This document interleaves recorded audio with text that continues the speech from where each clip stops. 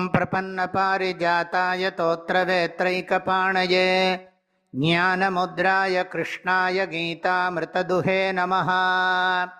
யே மே மதமிதம் நித்யம் அனுதிஷ்டந்தி மானவாः ஸ்ரத்தாவந்தோ ந சூயந்தः முச்யந்தே தேபி கர்மபிः. பகவான் ஸ்ரீகிருஷ்ணர் அர்ஜுனனுடைய சந்தேகத்துக்கு தெளிவாக பதில் சொல்லிவிட்டார். 3வது ஸ்லோகத்தில் இருந்து இப்போ 30வது ஸ்லோகம் வரைக்கும் பகவானுடைய உபதேசம். அர்ஜுனன் கர்மயோகத்தை அவசியம் பண்ணித்தான் ஆகணும்.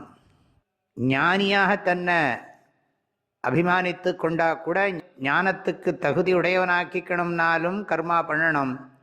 ஞானத்தை அடைஞ்ச பிறகும் உலக நன்மைக்காக கர்மம் பண்ணத்தான் வேணும்.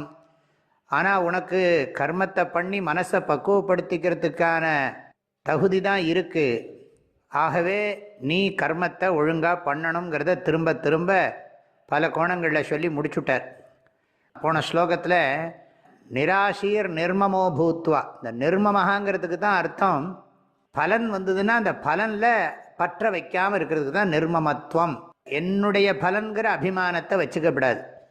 நான் பண்ணின கர்மாவுக்கு இது கிடைச்சிது, இந்த நன்மை கிடைச்சிது, இந்த சுகம் கிடைச்சிது, நான் பண்ணின கர்மாவுக்கு பாபத்துக்கு இந்த துக்கம் வந்தது அப்படிங்கிற எண்ணம் இல்லாமல் இருக்கிறதுக்கு தான் நிர்மமகான்னு பேர். இப்போ இந்த ஸ்லோகத்தில் என்ன சொல்கிறாருன்னா, இது என்னுடைய மதம், என்னுடைய கருத்து, உபதேசம்னு அர்த்தம். மே மதம்ங்கிறார். வைதிக உபதேசம், வேதத்தோட உபதேசம். பகவானுடைய உபதேசம் வேறு, வேதத்தோட உபதேசம் வேறு இல்லை. இந்த உலகத்தில் மனசை பக்குவப்படுத்திக்கிறதும் உண்மையை பற்றின அறிவை பெறதும் தான், ரெண்டும் தான் லட்சியம். வள்ளுவர் சொன்னபடி மனத்துக்கண் மாசிலன் ஆகணும். அப்புறம் கற்று ஈண்டு மெய்ப்பொருள் காண வேண்டும். எப்பொருள் எத்தன்மைத்தாயினும் அப்பொருள் மெய்ப்பொருள் காண்பதறிவு அப்படிங்கிற அளவுக்கு மனசை சுத்தம் பண்ணணும். அப்புறம் உண்மையை உணரணும். இது ரெண்டு தான் வாழ்க்கையினுடைய லட்சியம். அதுதான் சாஸ்திரத்தினுடைய உபதேசம். அதை கிருஷ்ணர் இந்த ஸ்லோகத்தில் என்ன சொல்கிறார், மே மதம், என்னுடைய இந்த உபதேசம். இப்போ நீ கேட்ட சந்தேகத்தோட கூடின கேள்விக்கு இதுதான் என்னுடைய உபதேசம். இந்த ஸ்லோகத்தை நன்னா கவனிச்சுக்கோங்க. ஏமே மதமிதம் நித்தியம் அனுதிஷ்டந்தி மானவாக. ஏ எந்த, மானவாக மனிதர்கள், மே மதம் இந்த மதத்தை, இந்த மதம்னா மதம்ங்கிற சொல்லுக்கு கொள்கை கோட்பாடுன்னு அர்த்தம். இந்த இடத்துல உபதேசம்னு அர்த்தம். இந்த மதம்ங்கிற சொல் ரொம்ப பிரசித்தமான ஒரு சொல். சம்ஸ்கிருதத்தில் மதம்னு இருக்குது, மதம்னு இருக்குது. தா போட்டால் மதம்னு போட்டால் கர்வம்னு அர்த்தம். மதம்னு சொன்னால் சாஸ்திரோபதேசம், அபிப்பிராயம், கருத்து, கோட்பாடு, கொள்கை, இப்படிலாம் அர்த்தம் இருக்குதுக்கு. ஆகையினால என்னுடைய இந்த உபதேசத்தை எந்த மனிதர்கள் நித்தியம் அனுதிஷ்டந்தி, எப்பொழுதும் கடைப்பிடிக்கிறார்களோ, அதை கடைப்பிடிக்கிறதுக்கு 2 நிபந்தனை, கண்டிஷன் சொல்கிறார் பகவான். ஸ்ரத்தாவந்தஹா, பகவான் பண்ணியிருக்கிற உபதேசம், வேதத்தில் சொல்லியிருக்கிறது, புராணங்களில் மகான்கள்லாம் சொல்கிறதெல்லாம் பொய் கிடையாது. நம்ம வாழ்க்கையினுடைய நன்மைக்காகத்தான் அவர்கள் உபதேசம் பண்ணுகிறார்கள். நம்முடைய மேன்மைக்காக, உயர்வுக்காக, நான் க்ஷேமமாக இருக்கணுங்கிறதுக்காக தான் அவள்லாம் உபதேசம் பண்ணியிருக்கா சாஸ்திரத்தில். அப்படிங்கிற அந்த ஒரு எண்ணம் மனசில் இருக்கணும். ஸ்ரத்தாவந்தகன்னா ஸ்ரத்தை உடையவர்களாய். சாஸ்திரஸ்ய குரு வாக்கியஸ்ய சத்யபுத்தி அவதாரணா சா ஸ்ரத்தா கதிதா சத்பிஹி யயா வஸ்தூபலப்யத்தேன்னு சங்கராச்சாரியார் ஸ்ரத்தைக்கு விவேக சூடாமணியில் லக்ஷணம் சொல்கிறார். சாஸ்திரத்துக்கிட்டையும் சாஸ்திரத்தை உபதேசிக்கிற குருவினிடத்துலையும் அவர்கள் பொய் சொல்லலேங்கிற எண்ணம், சத்தியபுத்தி அவதாரணா. அதனால் பகவான் நமக்கு தப்பான வழி காட்ட மாட்டார், சரியான வழியைத்தான் காட்டுவார்.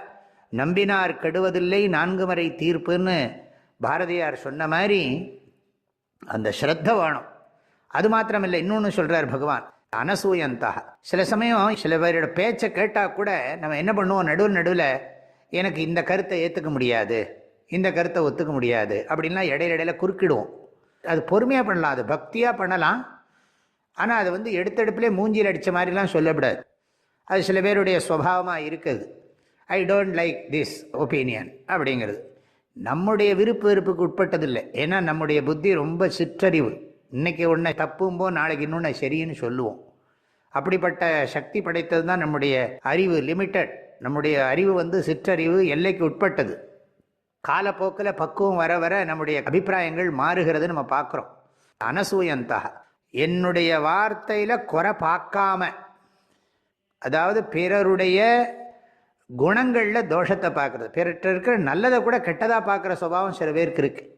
கிருஷ்ணர் இந்த இடத்துல என்ன சொல்கிறாருன்னா, என்னுடைய வார்த்தைகளில் குறை காணாமல், பகவான் தவறாக நமக்கு சொல்ல மாட்டார், நமக்கு புரியலைன்னாலும் காலப்போக்கில் இதெல்லாம் புரியும், சொன்னதை கேட்டு கடைப்பிடிப்போம், அது நமக்கு நல்லது தான் அப்படிங்கிற எண்ணத்தோடு கடைப்பிடிக்கிறது.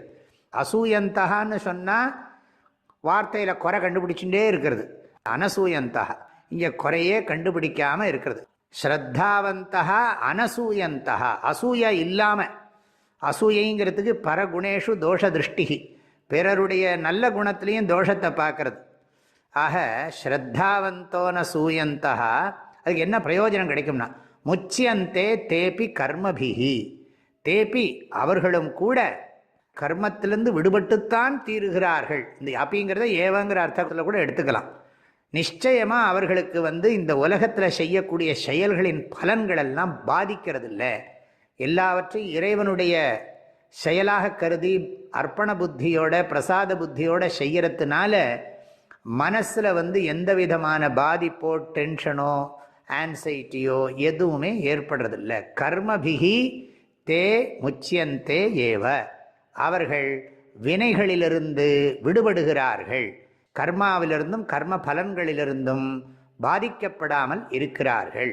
அப்படிங்கிறது தான் இந்த ஸ்லோகத்தினுடைய அர்த்தம். ரொம்ப அற்புதமான ஸ்லோகம். இதை கடைப்பிடிக்கணும்னு பகவான் இங்கே அன்போடு சொல்கிறதாக நாம் எடுத்துக்கணும். கொஞ்சம் கடுமையாகவும் சில சமயம் பேசுவார். ஒரு அம்மா குழந்தைகிட்ட கடுமையாக நடந்துக்கிற மாதிரி, அதே சமயம் குழந்தையினுடைய நன்மைக்காக பேசுகிற மாதிரி நீங்கள் புரிஞ்சுக்கணும். இங்கே ஏமே மதமிதம் நித்யம் அனுதிஷ்டந்தி மானவாஹ ஸ்ரத்தாவந்தோ ந சூயந்தஹ முச்சியந்தே தேபி கர்மபிஹி. எல்லோருக்கும் பரிபூர்ணமான மனமார்ந்த நல்வாழ்த்துக்கள். ஹரிவோம். ஓம்